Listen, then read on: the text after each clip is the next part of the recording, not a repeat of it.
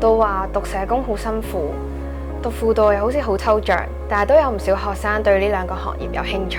今日我哋好開心可以請到7天學不了輔導、7天改不了社會嘅作者關志健教授，去同大家一齊傾下偈，俾一啲嚟緊想報讀呢兩科嘅學生一啲建議。輔導同社工，其實呢兩者有冇咩分別呢？輔導咧就着重多啲係嗰個人層面啦，咁而社會工作咧就會闊一啲啦，包括咗家庭層面啦、組織層面啦，以至係一啲政策層面咧嘅工作嘅。係咪一定要好外向嘅人先可以讀呢？我知道而家坊間會將人咧分開所謂 I 同埋 E 嘅咁樣。咁如果你話比較靜啲被動啲嘅，我覺得都唔係一個大問題嚟嘅。調翻轉，我見到好多好出色嘅社工或者輔導員咧，其實本身個性格咧都係有啲係偏向內向嘅。最緊要係對人啊、對社會啊係有一種興趣關心。有一批朋友其實都做過下嘢，甚至有啲即係有相當嘅年資啦，係有助於佢對於知識有更加充分嘅理解啦。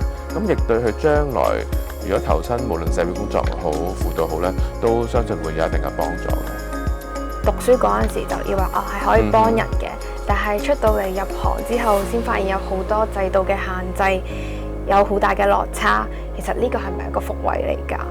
我諗各行各業都有好多限制嘅。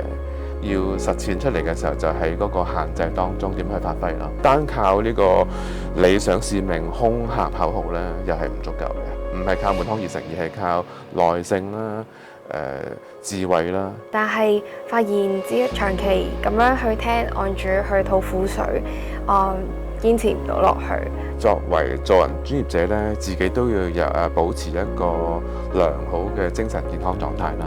自己唔掂嘅時候，都要學識求助咯。